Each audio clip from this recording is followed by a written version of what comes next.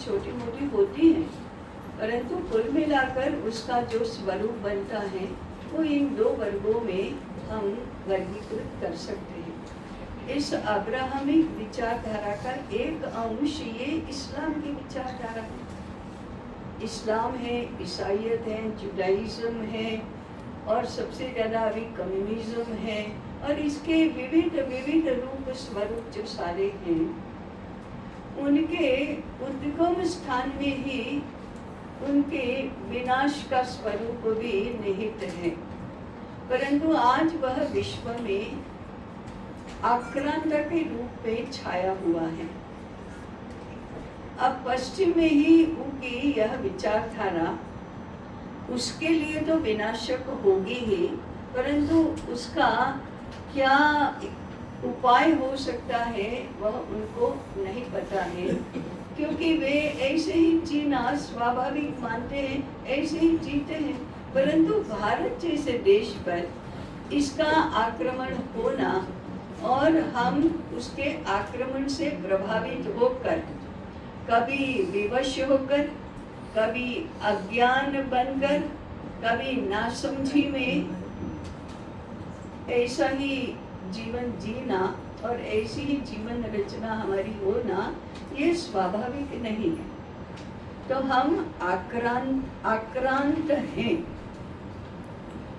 और दिखाई देने वाला जो आक्रमण है वो तो ये आतंकवाद है, आत्यंतिक हिंसाचार है, राजकीय कूटनीति के शिकार हम होते हैं, अज्ञान के शिकार होते हैं। ये तो दारिद्र्य है, बेरोजगारी है, ये तो सारे दिखाई देने वाले संकट हैं ऊपरी।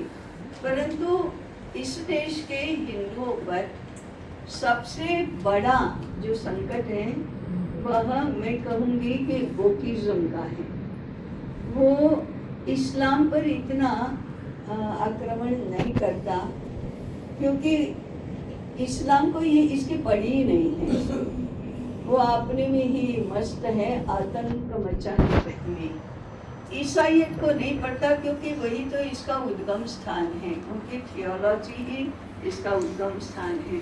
हिंदुओं को पढ़ता है, इसलिए सबसे अधिक विपरीत असर यदि हुआ है तो हिंदुओं पर हुआ है, क्योंकि वोकिज्म हमारी दैनंदिन जीवन शैली का रूप धारण करके उसको माध्यम बनाकर हमारे खान पान में, हमारे सोने जागने में, हमारे वस्त्र परिधान में, हमारे मानस में, हमारी आकांक्षाओं में, हमारे करियर को लेकर हमारे जो कल्पनाएं हैं उसमें, हमारे व्यक्तिगत अधिकार और कर्तव्य की भावना में, हमारी कुटुंब की रचना में, हमारी समाज की रचना में, हमारे समाज संचालन के मूल सिद्धांतों में, समाज व्यवस्था के मूल आधार स्तंभ जो है उसमें, और हमारे घर की रचना में, इन सभी में आंतर बाह्य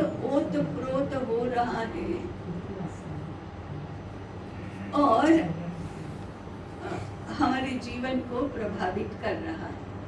तो हम इतनी हद तक आक्रांत हो गए कि हमें भान भी नहीं है कि ये तो आधुनिकता नहीं है, ये सभ्यता नहीं है, ये विकास नहीं है, यह विनाश की ओर हम जा रहे हैं। इसके सामने हमें लगना है। इस विपरीत स्थिति का माने हमारे अंदर बैठ